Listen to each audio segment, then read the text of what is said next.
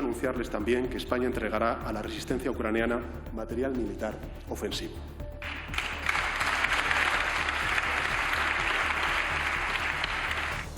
¿Qué tal a todos? Muy buenas tardes. El presidente Pedro Sánchez rectifica su posición inicial y aunque no cuenta con el apoyo de su principal socio de gobierno, de Unidas Podemos, vamos hasta Madrid. Silvia Mascareño, el caso es que España va a ampliar ese envío de ayuda militar a Ucrania.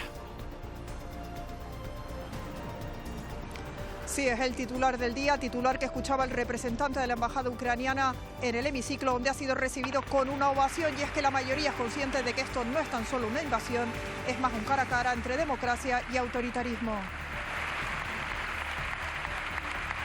Mientras llega esa ayuda, los ucranianos no tienen muchas veces más que sus cuerpos, sus manos para ponerse frente a los carros de combate. En Kiev vamos a buscar enseguida la última hora, donde ya se ha dado el primer balance de víctimas mortales. Hablan de 2.000 personas. Y nuevo asalto masivo a la valla de Melilla. Al menos 2.500 personas lo intentaban esta mañana y unas 500 lo han conseguido. Es el salto más numeroso registrado en los últimos años. 16 guardias civiles y una veintena de migrantes han resultado heridos leves. Ni ha sido buscada, ni ha sido ambicionada. Lo que pasa es que hay momentos en la vida en los que uno tiene que tomar decisiones. Era un secreto a voces, pero por fin se despeja la duda. Alberto Núñez Feijóo, presidente gallego, va a optar a la presidencia del Partido Popular. El favorito de los varones del partido para relevar a Pablo Casado se reúne esta tarde con su ejecutiva gallega para anunciarles esto que acaban de escuchar. Una decisión que él mismo califica de precipitada, pero dice que meditada. Dato del día, baja el paro en 2.022 personas en febrero, una bajada del 1%. La firma de contratos indefinidos se ha triplicado respecto a hace un año y Canarias es una de las comunidades con más porcentaje de contratos, un 27%. Con todo, sigue habiendo ahora mismo algo más de 205.000 canarios que están buscando un empleo. Operación internacional contra la pedofilia en Internet. Hay 3 personas detenidas, una en Tenerife, por poseer y distribuir pornografía infantil. La investigación ha permitido además identificar a un centenar de sospechosos en 13 países y asegurar la protección de hasta 136 niños en todo el mundo.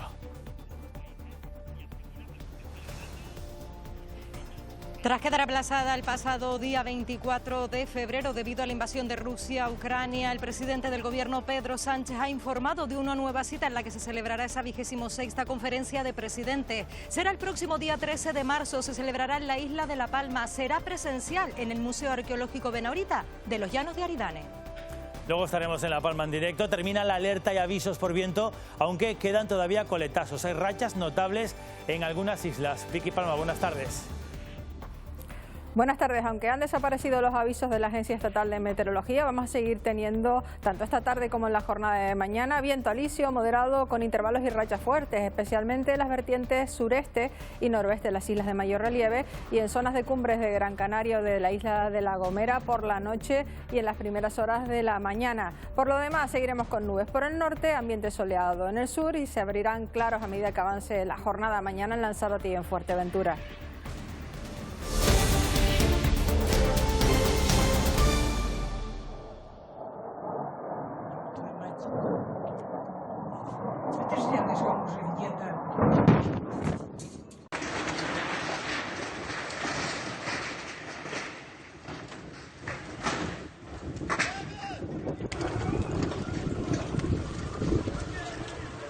Bueno, estas imágenes son de las últimas horas y ahora sobrevolamos con este dron la ciudad de Energodar. Fíjense cómo el pueblo ha bloqueado, literalmente bloqueado esa carretera.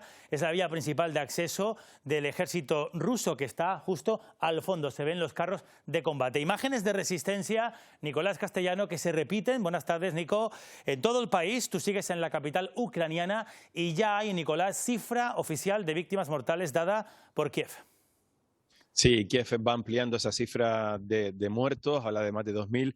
Y lo cierto, Paco, como ves en esta imagen, esto es una de las principales avenidas de Kiev, la avenida Teresa Shevchenko. Esto desemboca en la Plaza Maidán, que es lo que se ve al fondo de la imagen, una de las plazas más importantes de la capital ucraniana.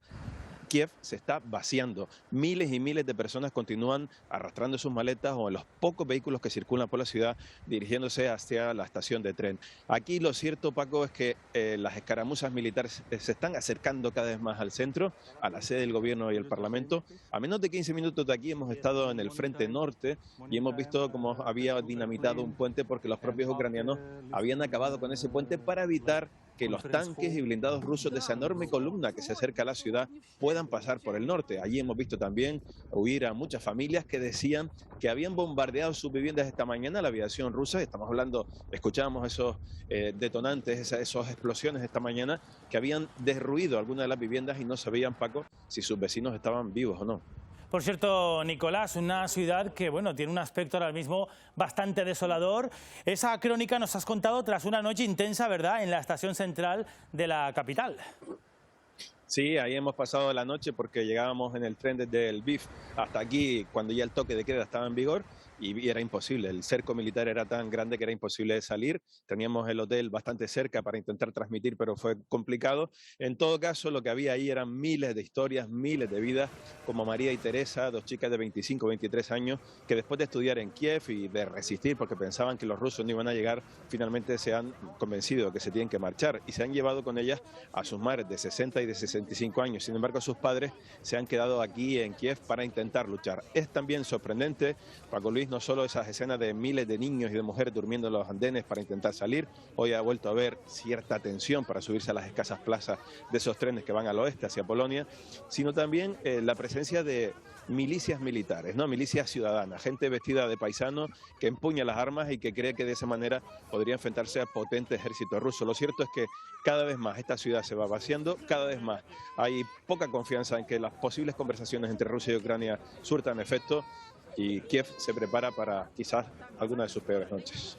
Gracias, Nico, por esa última hora. Veían imagen en directo de la frontera con Polonia, donde están llegando los flujos de toda esa gente que ya no están en las grandes ciudades porque sencillamente están huyendo. El parte de guerra de hoy empieza por el sur. Es por esa parte del país, por Ucrania, por donde los rusos han podido ir abriendo poco a poco brechas y avanzar ante una resistencia humana que Moscú no supo prever. Las tropas rusas avanzan en su invasión de Ucrania por 4 frentes. Preocupa el del sur, donde ya controlan Berdiansk y Jersón, muy cerca de Crimea, bajo el mandato ruso desde 2014. El portavoz del Ministerio de Defensa ruso asegura que ya han destruido 1.500 objetivos ucranianos, entre los que se encuentra la torre de comunicaciones en Kiev, que hoy presenta esta imagen. Sin embargo, resiste la capital y Kharkov, la segunda ciudad del país.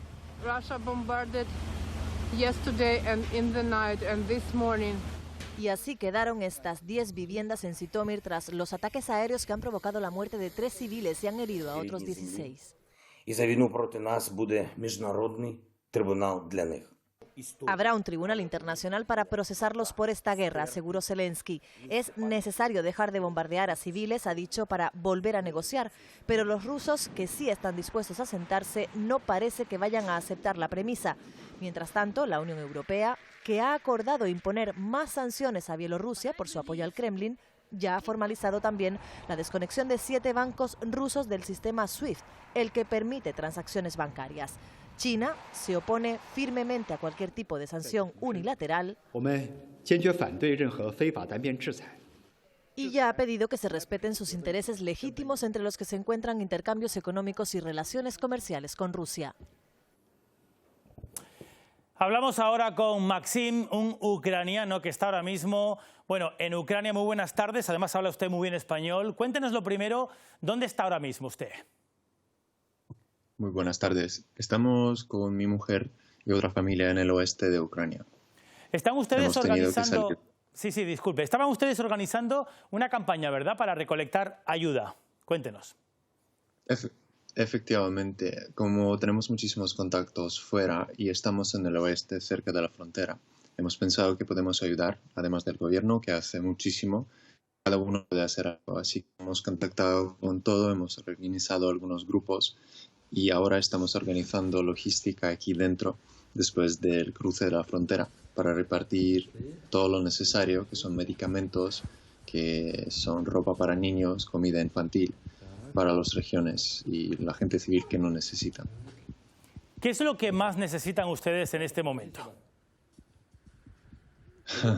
Todo, básicamente todo. Pero lo principal son termovisores, medicamentos, productos, combustible, arma, como siempre. Nosotros estamos centrando en ayuda humanitaria, porque como estamos aquí, tenemos coche y tenemos conexión interna, intentamos repartir lo que podemos. O sea, arma no lo podemos hacer, pero por lo menos los productos, medicamentos, pañales, cosas de este estilo. Enseguida vamos a ir con ese llamamiento que lo ha habido por parte del país para armarse y poder defenderse ante la invasión, pero en ese camino hasta donde ha llegado usted organizando ese contingente de ayuda, ¿qué es lo que se ha encontrado por la calle, por las calles del país? Por las calles del país he encontrado mucha resistencia. La gente está preparada de luchar, de combatir, pero también cruzando diferentes regiones hemos notado que hay falta de cosas básicas. O sea, por mucha defensiva o por mucha energía que tengan, necesitan comer y necesitan ayuda primaria. Así que eso es lo que podemos proveer. Pero yo siento que pronto va a venir el tiempo que nosotros también vamos a coger el arma y ir juntos a protegerlo. Ya que tenemos tiempo para hacer esto, lo hacemos, pero es la cuestión de tiempo. ¿Están recibiendo ustedes ayuda? ¿Se ha movilizado ayuda también desde Canarias? Efectivamente, a Canarias les agradecemos muchísimo porque hemos contactado a muchos amigos y conocidos que ya han enviado muchísimas cosas que necesitamos y estamos preparados a recibirla en la frontera. Así que un abrazo muy grande a Canarias. Pues Maxim, muchísimas gracias. Le dejamos ahí en Ucrania con ese operativo que tanto ayuda ahora mismo operativo humanitario para ayudar a tanta necesidad que hay en el país. Gracias por atendernos. Muchas gracias. Un abrazo. Bueno, la fachada, fíjense, la fachada del Congreso de los Diputados esta mañana se ha teñido, como están viendo, con esta iluminación especial, los colores de la bandera de Ucrania, y tiene un porqué. Armas es lo que necesita ahora mismo también este país para frenar el ataque ruso, y de eso se ha hablado hoy en esa Cámara. Silvia Mascareño, ahí en el Congreso. España parece, Silvia, que va a dar un pasito más. Sí, Sánchez rectifica y anuncia que España va a enviar material militar ofensivo a la resistencia ucraniana. Y ese anuncio ha provocado división. División no solamente en el seno del Ejecutivo. 4 de los ministros ni siquiera han aplaudido ese anuncio de Sánchez.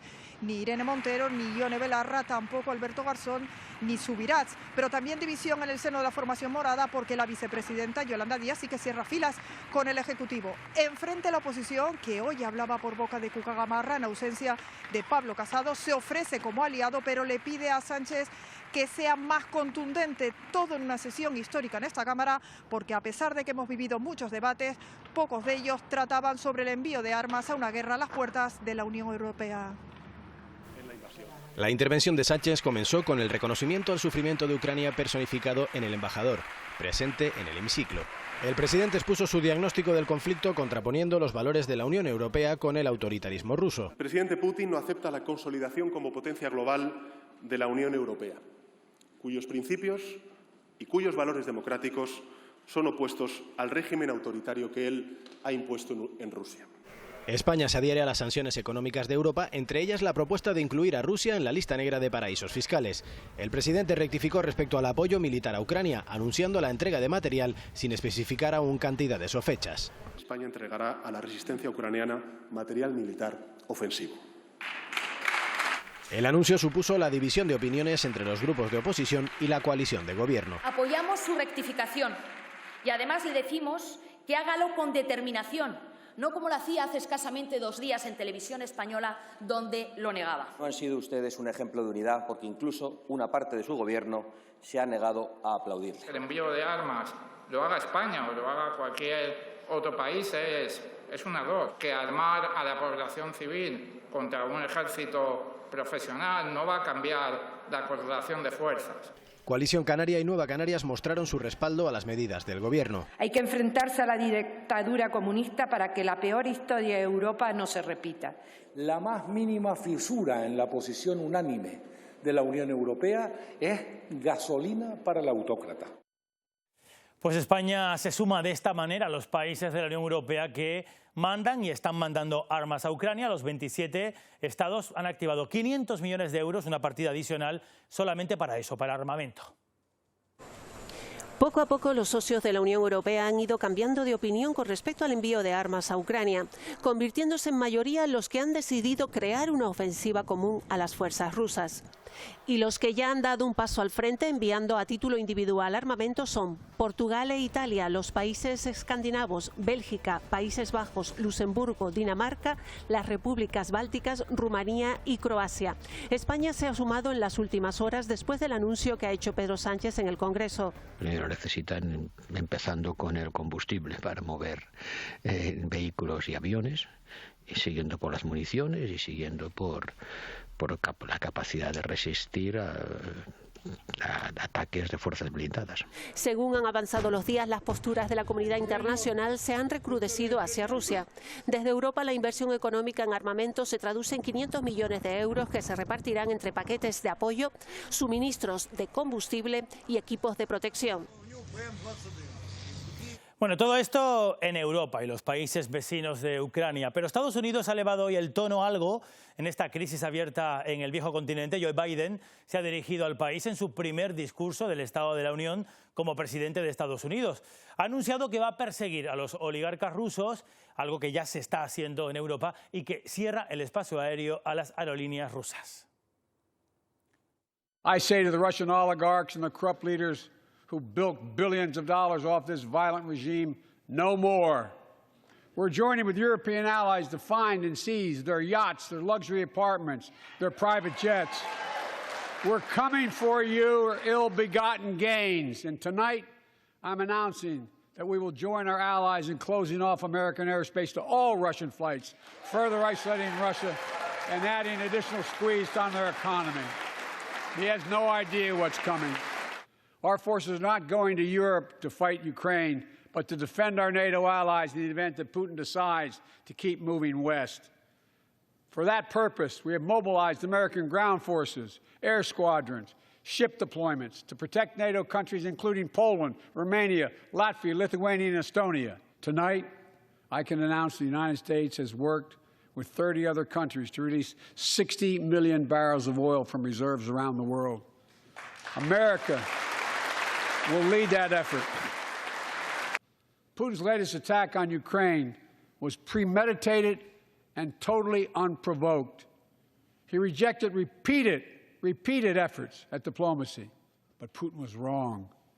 We are ready. We are united, and that's what we did. We stayed united. Bueno, el presidente fijando la posición de Estados Unidos, que ha contestado este hombre que ven, es el ministro de Exteriores ruso, que contesta a Biden asegurando que la única alternativa a las sanciones es una tercera guerra mundial que ha reconocido el ruso sería devastadora. Rusia, como la Unión Europea, mantiene su espacio aéreo cerrado. Es otra de las consecuencias de esta guerra que afecta al turismo ruso. Las perspectivas de recuperación eran esperanzadoras para este año y uno de los destinos más perjudicados es el sur de Tenerife. Este año estaba previsto que unos 4.000 turistas rusos llegasen a este aeropuerto de Tenerife Sur. De hecho, era el sexto aeropuerto que más visitantes rusos preveía recibir. Pero no debemos fijarnos solo en las llegadas, sino también en el gasto. Se estima que el visitante ruso viaja a España una media de 6 noches y media con un gasto de casi 1.300 euros por visitante. Un mercado que presentaba unas perspectivas moderadamente buenas si tenemos en cuenta que de momento los turistas rusos solo podían entrar en territorio español si estaban vacunados contra la COVID por una vacuna avalada por la Agencia Europea del Medicamento y no era el caso de la vacuna rusa. Preveemos que esto, de alguna manera, con países limítrofes del norte de Europa y del centro de Europa, puedan ver Canarias como un lugar seguro y de confianza para viajar. O sea que de alguna manera nos podría beneficiar. Y muchos turistas ucranianos se encontraban de vacaciones aquí en Canarias cuando estalló el conflicto. Es el caso de la familia, la van a conocer, Yermak. Tenían previsto volver a su país el mismo día que Putin invadía Ucrania. Es la historia de Natalia, Vladislav y sus 3 hijos. Tenían el billete de vuelta a Ucrania el 24 de febrero, pero han tenido que alargarlo 2 semanas más. Житло до 24-го. Проплачено, так. Ми знайшли житло до 6 березня. Переїхали, частний сектор. Proceden de Suma, una ciudad al este de Ucrania en la frontera con Rusia. Allí tienen un pequeño negocio de materiales de construcción. Скоріше, немає можливості. У нас є місце, у нас є будинок, у нас є бізнес, у нас є у нас був. Natalia nos relata emocionada que su marido quiere volver a Ucrania para unirse al ejército y luchar, pero ella le pide que se quede con sus hijos.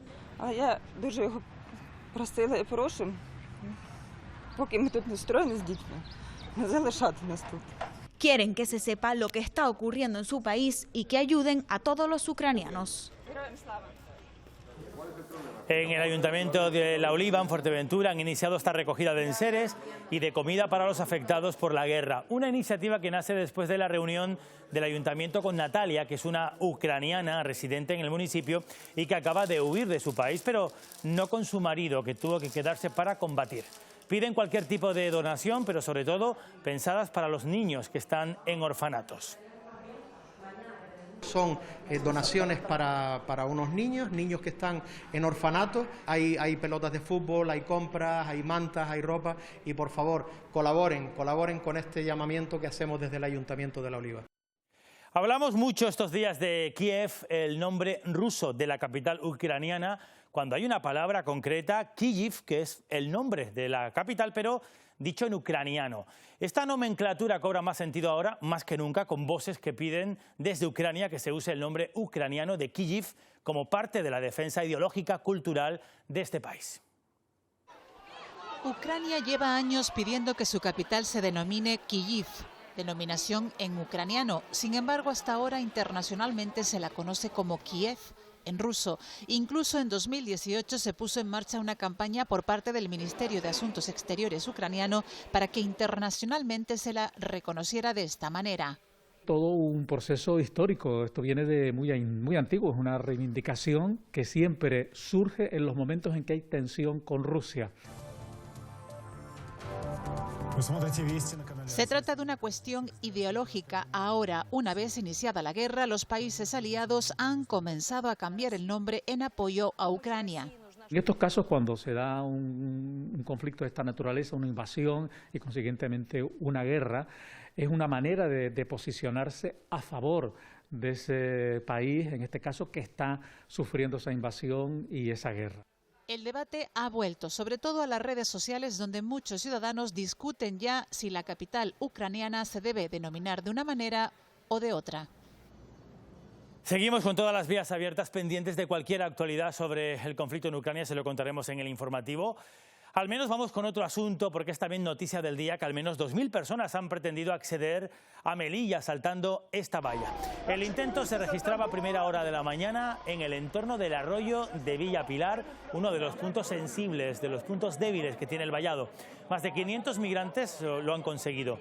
Un intento de acceso que ha sido el más numeroso que se recuerda en los últimos años. 16 agentes de la Guardia Civil y una veintena de migrantes han resultado heridos leves.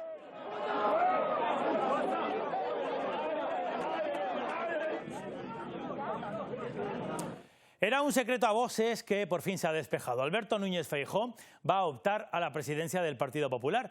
El favorito de los varones populares para relevar en el cargo a Pablo Casado se va a reunir esta tarde en cuestión de horas con la ejecutiva gallega de su partido para anunciarles esta decisión que él mismo califica de decisión precipitada, pero también dice que es meditada.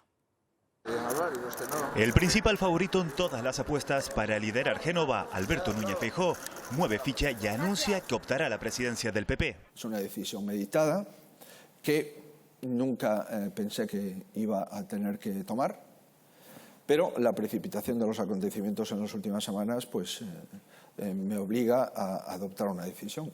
Además, es una decisión con la que espera arrojar algo de tranquilidad al partido. Ha sido buscada ni ha sido ambicionada. Sobre la posibilidad de compatibilizar la Xunta y el PP, Feijóo no ve problemas. Yo he dicho que no me iba a ir que no me iba de Galicia en un mes, Lo he dicho en el año 18 y evidentemente en el año 22 no voy a cambiar de criterio. Ante la confirmación del favorito de los varones para relevar a Casado, las reacciones no se han hecho esperar en el Partido Popular. Por unanimidad estamos apoyando a Alberto Núñez Feijóo como presidente del partido. Feijóo dará más explicaciones esta tarde y se reunirá con la Ejecutiva gallega para oficializar su decisión.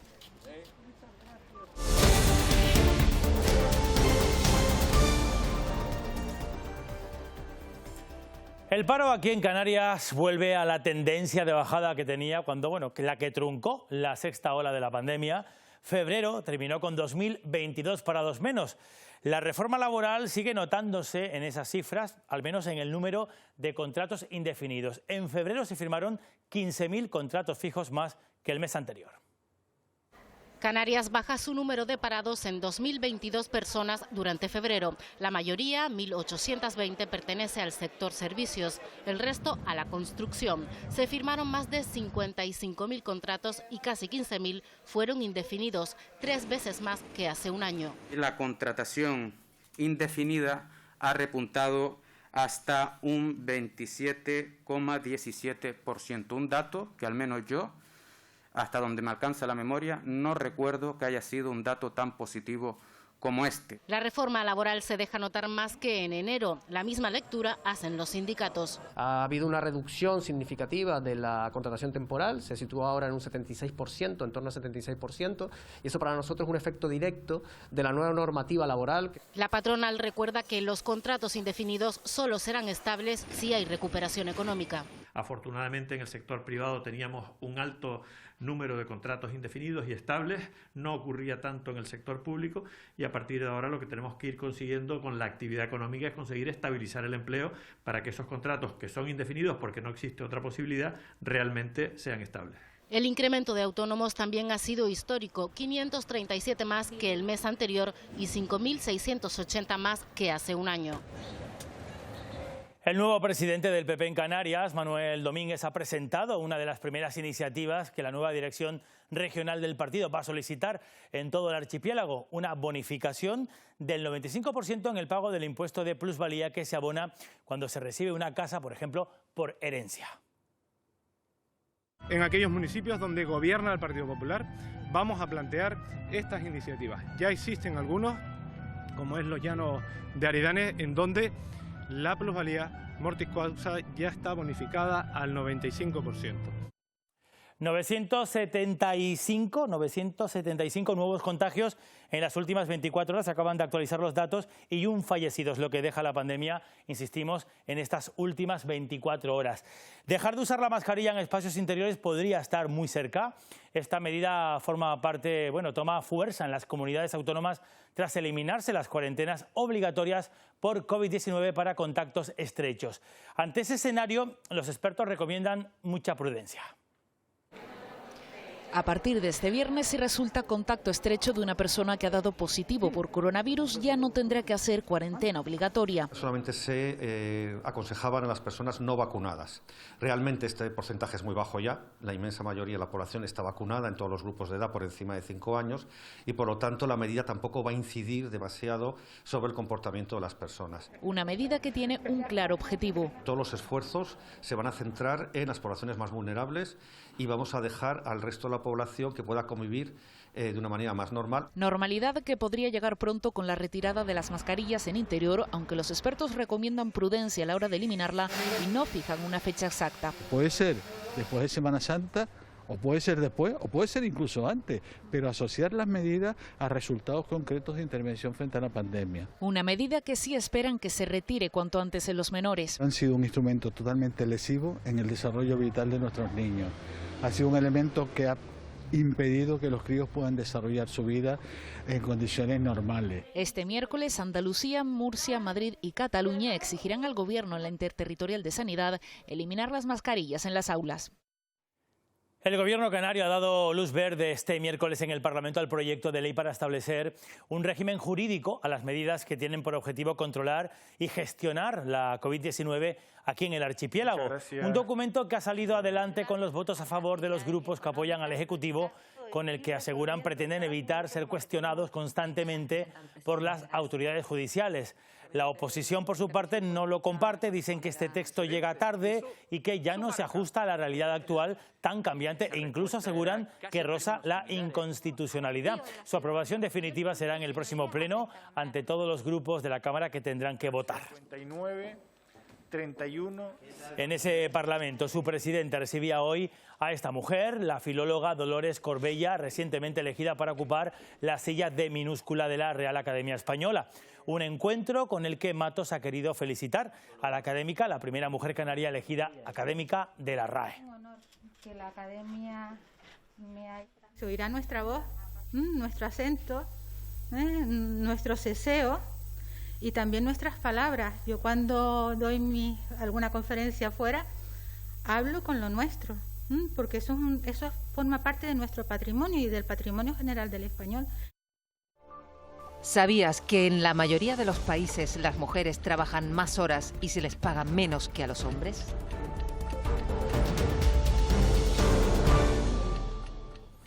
En este mes de marzo, mes del 8 de marzo, seguimos hablando hoy de las empleadas de hogar y de cuidado, que son las únicas trabajadoras españolas que no tienen derecho a paro. Su trabajo no se rige por el Estatuto de los Trabajadores, sino por un régimen especial. Hace unos días la justicia europea dictaminaba que España las discrimina y que nuestra legislación es contraria a la igualdad entre hombres y mujeres. Son Leticia y Olga, pero podrían ser cualquiera de las 600.000 empleadas del hogar y cuidados que hay en España, un sector laboral muy precarizado. El 95% de este colectivo son mujeres y de ellas el 50% migrantes. Después venir a las 6 de la tarde, a veces te tenían hasta las 8, te pagaban poquísimo. Y lo otro que no había seguridad social. Olga no quiere dar la cara, es chilena y lleva 26 años en Canarias, 15 trabajando como empleada del hogar. Su pensión apenas alcanza los 400 euros porque aunque se pasó toda la vida trabajando, nunca cotizó. Leticia es hondureña y lleva 14 viviendo en Gran Canaria. Cuando suelo ir a entrevistas de trabajo, me dicen, te voy a dar 4 horas de alta y vas a trabajar 12. Y los horarios súper difíciles. Porque tú dices, quiero recoger a mi hijo en el colegio, pero no puedo. Es muy duro. Dice, tengo que llevar otros niños al parque y no son los míos. Sus jornadas de trabajo pueden alcanzar legalmente las 80 horas a la semana, aunque el Estatuto de los Trabajadores recoja que como máximo son 40. El motivo es que este sector se enmarca en un régimen llamado especial. Ellas tienen claro el porqué de esta característica. Este régimen es especial porque no está reconocido dentro de la Ley de Prevención de Riesgos Laborales. Eso tiene de especial, que no tienen los mismos derechos que los demás sectores laborales como debería ser.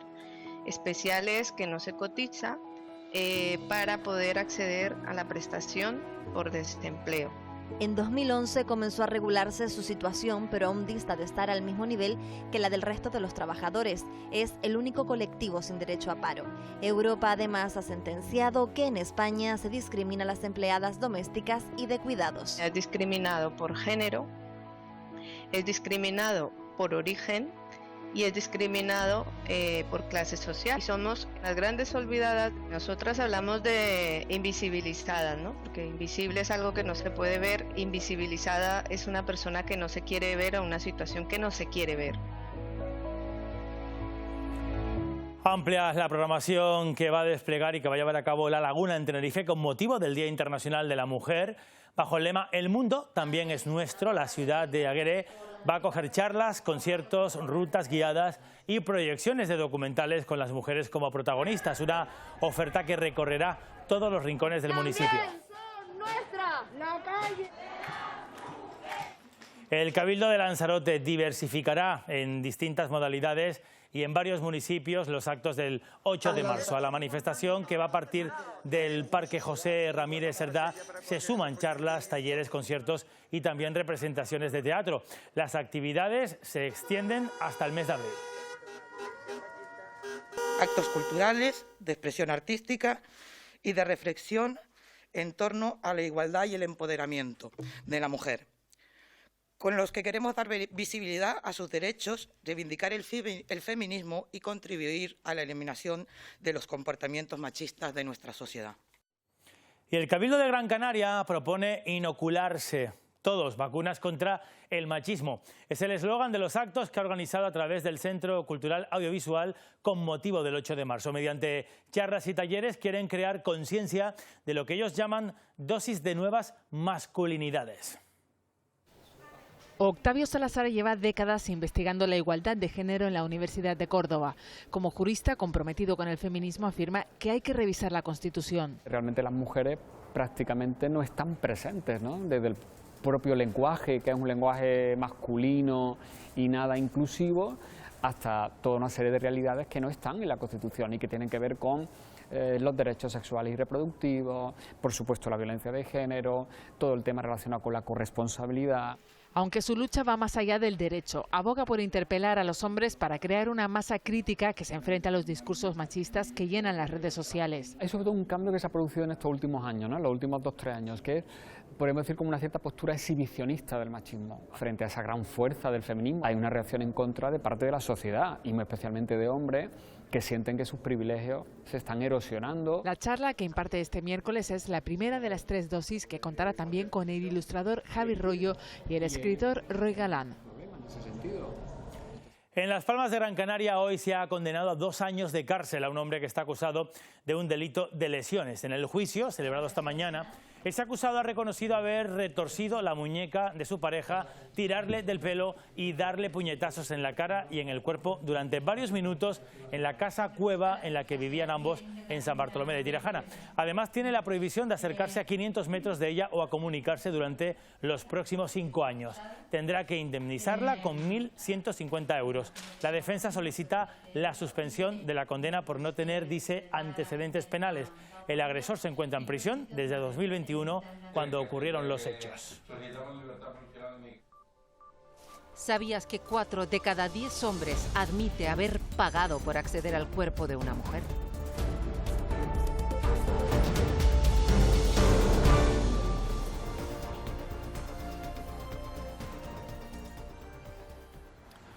Y esto que ven ocurría en el barrio de Tamaraceite, en Las Palmas de Gran Canaria. Al parecer, el camión se quedó sin frenos y cayó cuesta abajo, impactando contra varios árboles y vehículos que estaban aparcados. Afortunadamente, no ha habido que lamentar heridos.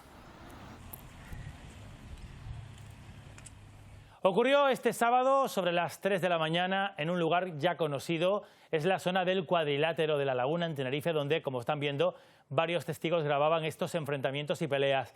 En este caso fue un cruce de golpes entre agentes y jóvenes. Fueron detenidas 4 personas y 7 policías nacionales resultaron heridos. En el dispositivo también participó la policía local.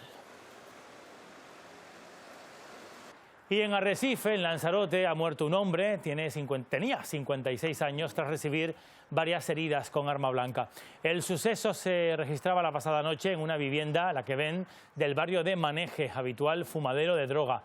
La Policía Nacional detuvo a 2 personas.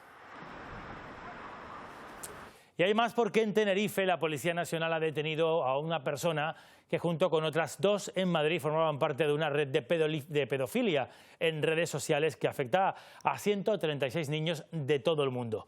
Yolanda Goya tiene más datos. Se han detenido a 3 personas en un macrooperativo internacional relacionado con pedofilia en la red. 2 detenidos en Madrid y 1 aquí en Santa Cruz de Tenerife. Se han detectado más de 90.000 cuentas online y más de 100 sospechosos en 13 países de Europa. El detenido aquí en Tenerife intentó destruir su teléfono móvil cuando los investigadores accedieron a su domicilio. La Policía Nacional y la Europol se encargan de esta investigación relacionada con la tenencia y la distribución de material pedófilo infantil que afecta a 136 niños en todo el mundo. Una investigación que se inició en 2019. Durante el registro en su domicilio fue interceptado una gran cantidad de material informático para su posterior análisis. El investigado trató de destruir el teléfono móvil con el que utilizaba para cometer los ilícitos. Tras el análisis de la información recopilada, se han abierto 725 casos a nivel internacional. Y un juzgado de Madrid está investigando al empresario canario que se hacía pasar por asesor de Joe Biden, se llama Ray Cazorla, por cometer hasta 10 presuntos delitos de estafas. El montante, según los denunciantes, asciende a 2 millones de euros. El juez también manda investigar a la mujer y a la secretaria de Cazorla. El juzgado de instrucción número 13 de Madrid ha visto indicios de delitos de estafas en las actividades que el empresario canario Ray Cazorla ha venido realizando en los últimos años y envía este auto a la Fiscalía. Estafas que se centran en los premios entregados, hay estafas que se centran en la editorial, hay estafas que se centran en el Hispanic American College. Obtenía una serie de dinero prometiendo la realización de determinados proyectos que luego nunca se materializaban. Presuntas estafas ejecutadas por el ex guardia civil y que le habrían reportado la cantidad de 2 millones de euros. Nos consta que hay otros afectados que aún no han denunciado y que harían incrementar ostensiblemente ese importe. Nosotros hemos pedido evidentemente la declaración, la primera y fundamental, la declaración de Ray y de otros denunciados. La mujer de Ray Cazorla, Esther García Arbelo, y la secretaria Karen Veloz Alejo son consideradas por los denunciantes cooperadoras necesarias y el juez ahora también las investiga. Televisión Canaria ha intentado recopilar la versión de los ya investigados, pero de momento solo hemos obtenido su silencio. Nos vamos hasta La Palma. Fíjense cómo científicos, caso de Eugenio Fraile del Instituto Español de Oceanografía, siguen trabajando para conocer más de las profundidades del delta lábico. Son las imágenes que están viendo. A 200 metros se han topado con este impresionante conjunto de lavas almohadilladas que ha compartido Eugenio en su cuenta de Twitter. Bueno, pues en La Palma ya hay nueva fecha para la conferencia de presidentes May Navarro, que quedó suspendida por la guerra de Ucrania.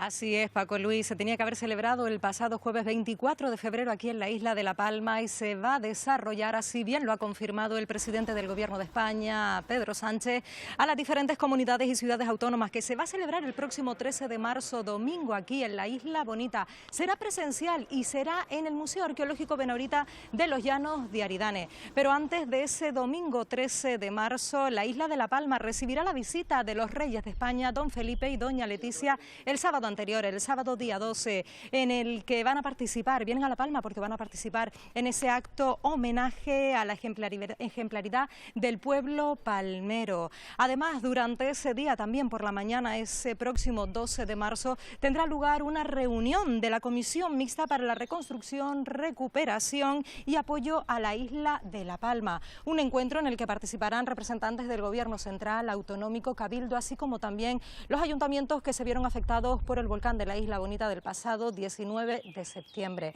Todos estos son actos que nos van a ocupar dentro de 2 fines de semana aquí en la isla de La Palma, pero hoy hemos estado del lado de los vecinos, esos vecinos afectados de este proceso eruptivo que siguen reclamando, siguen demandando un plan de prioridades en cuanto a la apertura de vías.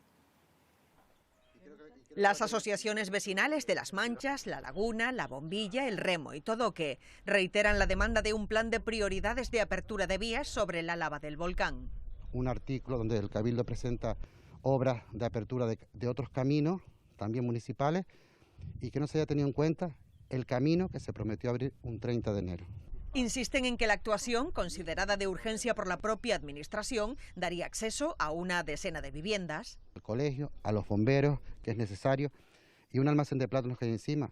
El solar de alguna de las viviendas afectadas en esa zona de la Cruz Chica y hasta el cruce de la laguna podría volverse a construir.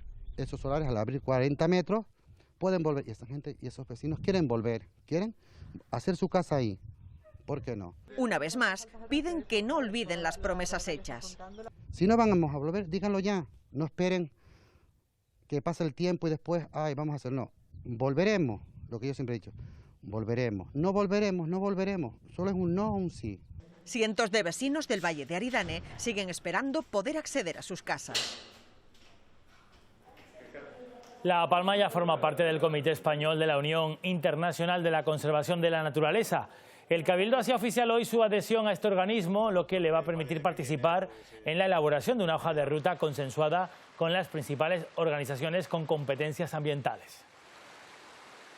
Es muy importante que La Palma participe en este comité español porque tenemos voz, tendremos votos y podremos establecer esas líneas, ¿no?, estratégicas para la conservación. De hecho, en el Comité Español de ICN una de las líneas estratégicas es trabajar en la restauración ambiental de zonas que han sido afectadas por algún tipo de catástrofe. En la medida en que podamos, lo vamos a hacer. Y termina un puente de carnaval atípico aquí en Canarias, donde algunos actos se han cancelado por la situación sanitaria. Aún así, muchos aprovecharon para disfrutar de otras islas y eso se ha notado sobre todo en El Hierro. Aroa Cano. Ha sido una sorpresa y es que parece que al haberse liberado la agenda carnavalera, muchos canarios han aprovechado para viajar entre islas. En El Hierro esto se ha traducido en altas cifras de ocupación alojativa, que según el Centro de Iniciativas Turísticas han rondado en un 95%. Encontrar coche de alquiler ha sido un problema porque no ha quedado ni uno disponible. Y también la naviera colgó el cartel de completo para el transporte de vehículos con una media además de 400 personas diarias. Donde también se ha notado es en los centros turísticos que no han parado de recibir visitantes, unas cifras que se espera se repitan en Semana Santa. El hecho de la no celebración de los carnavales en las islas capitalinas ha hecho que muchos hayan decidido aprovechar el puente para visitar islas menores como la nuestra, con una alta ocupación principalmente de esos alojamientos aislados que se siguen prefiriendo, como son las viviendas vacacionales y las casas rurales frente a los hoteles. No solo hay movimiento de turistas, también de trabajadores. Canarias, de hecho, se ha convertido en el destino favorito para teletrabajar, también para nómadas digitales. Tanto es así que se ha creado un proyecto para fomentar la colaboración entre trabajadores. En Vallehermoso, en La Gomera, tenemos un buen ejemplo. Comparten una casita en Vallehermoso, emprendedores de todo el mundo que cambian su oficina por una habitación en un proyecto de convivencia colaborativa. Me permite también conocer a gente que realmente tiene mi mismo espíritu pionero, que es creación de nuevas empresas. Y bueno, me permite compartir con ellos muchísimas cosas, lo cual me enriquece y luego puedo aportar también a mi negocio. Estamos aquí para trabajar de lunes a viernes de manera muy focalizada y el resto del tiempo tenemos contactos con empresas del sitio para conocer cómo vivir, qué es la historia, hacer eventos juntos. No es todo trabajar, ¿no?, que también vienen a una isla muy bonita en la que la mayoría de gente no ha estado nunca y aparte es una manera de promover la economía local. Una experiencia completa en la que trabajan, comparten, aprenden y conocen un lugar nuevo. Tras 2 años de ausencia, los pasos y los cofrades vuelven a recorrer las calles de La Laguna en Tenerife.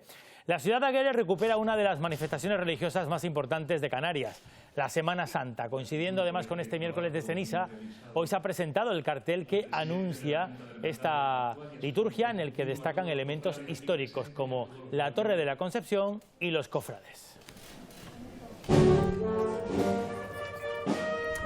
Mientras seguimos aquí en Canarias de carnaval, continúa el Carnaval de la Tierra en la capital Gran Canaria. Esta noche comienza el concurso de las murgas. Antonio José Fernández está nuestro compañero sobre el escenario del Santa Catalina. Una primera fase, Antonio, que aunque este año tiene menos participantes, sigue manteniendo la ilusión y sobre todo muchas ganas.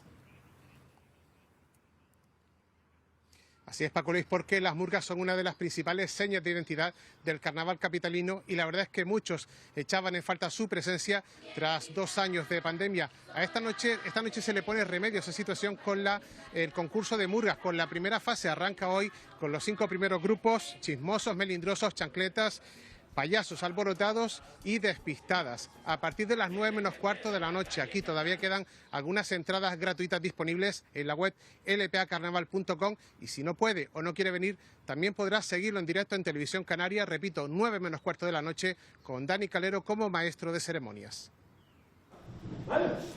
Y los que ven son estudiantes del Colegio Tigaday, en La Frontera, en El Hierro. Hoy han conocido mediante unos talleres la tradición de quemar el machango en lugar de la sardina. Ellos, los niños, son todos los años los encargados de rellenarlo de pinocha y conocer una fiesta recuperada hace 9 años por la Asociación Cultural Amador.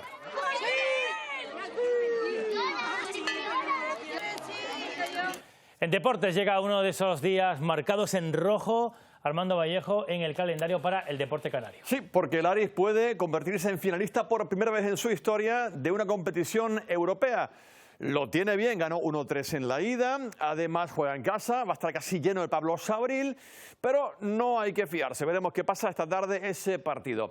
En el Club Deportivo, en la Unión Deportiva Las Palmas hablamos de porteros, debate en la portería, porque a los técnicos no suele gustarles mucho cambiar esa posición en el campo. Sin embargo, lo hizo García Pimienta el pasado fin de semana, sentó a Raúl Fernández. Y en el Club Deportivo Tenerife, Ramis tiene un problema que no había tenido en toda la temporada, porque juntos nunca habían faltado al mismo tiempo 2 jugadores claves en el centro del campo, como Aitor Sanz y Alex Corredera. Así que no van a estar en este fin de semana y busca soluciones el técnico blanquiazul. Pues Armando, enseguida vemos toda la actualidad deportiva. Gracias. Ustedes luego la previsión del tiempo. Nosotros tenemos tiempo hasta aquí. Nueva cita con informativos a las 20:30 en la segunda edición del Telenoticias. Hasta mañana. Tengan muy buena tarde.